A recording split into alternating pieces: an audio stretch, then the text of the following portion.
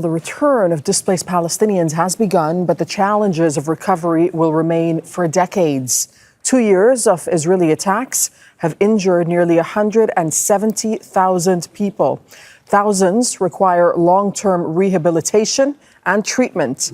Among them are hundreds of cases of amputations, paralysis, and blindness. But Gaza's health sector has collapsed completely. 38 hospitals and dozens of health centers have been destroyed or forced to close, leaving the population with almost no access to medical care. Meanwhile, a severe famine grips the Strip, where 1 in 4 children is suffering from acute malnutrition. Aid agencies warn that starvation is spreading rapidly. Most of Gaza's water and sanitation infrastructure has been damaged or destroyed, leaving 96% of households without enough water to meet even basic needs. The destruction is near total. About 300,000 housing units have been reduced to rubble. Education has also been shattered. Israeli attacks have destroyed 670 schools and 165 universities and educational institutions. Chris McIntosh, you're Oxfam's Humanitarian Response Advisor in Gaza. You're joining us this morning from Deir el-Balah in central Gaza. Thanks for your time. Do you have any first-hand information on when the aid trucks currently sitting at the border will be allowed to enter Gaza? No, unfortunately, I don't. And I very much, in all of my colleagues and peer agencies, we'd also like to have the details on this.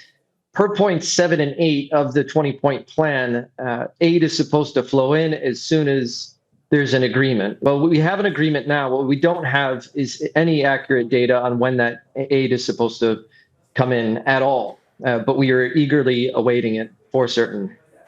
The needs are pretty immense, though, aren't they? What, in your assessment, is needed the most? And do you think that that number, the 600 aid trucks, is enough? Because that was the number that used to enter Gaza before the war.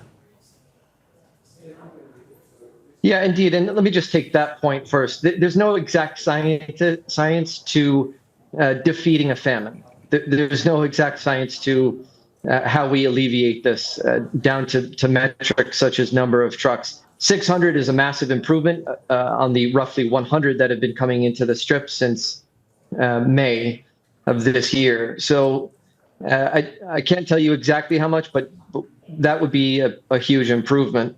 As far as what needs to happen fundamentally is there needs to be a sufficient flow into the Strip of goods such that we can lower down the overall costs.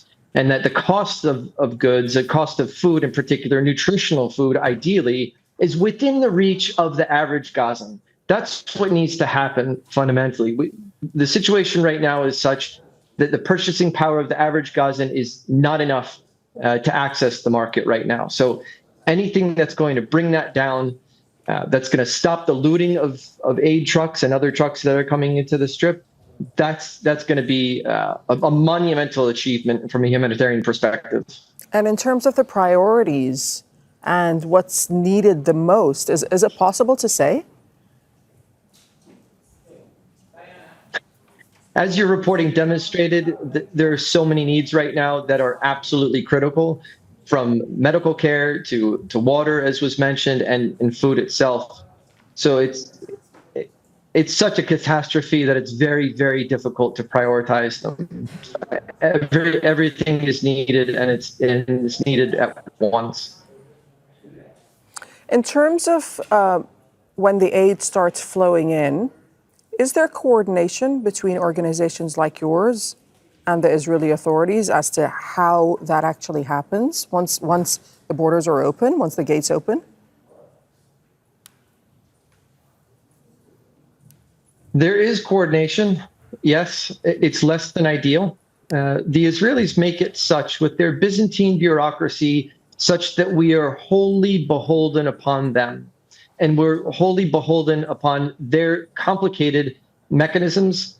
It's patently obvious that they don't communicate effectively between those who interface with humanitarian agencies and the actual combatants that are on the ground. That is not a well-oiled machine by any means. And so right now we're just waiting for word from the authorities, from the Israeli authorities, that we can start bringing in aid.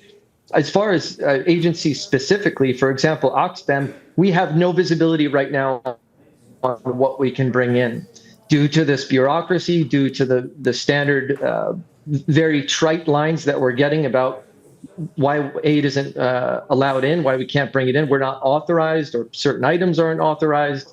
So all of that bureaucracy remains in place, and hopefully that starts to change soon. Okay, Chris McIntosh, we'll leave it there. Thank you so much. You're Oxfam's humanitarian response advisor speaking to us from Gaza.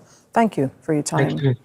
Don't miss out to get the full picture. Subscribe to Al Jazeera for reliable news and expert insights. Like, share, stay ahead.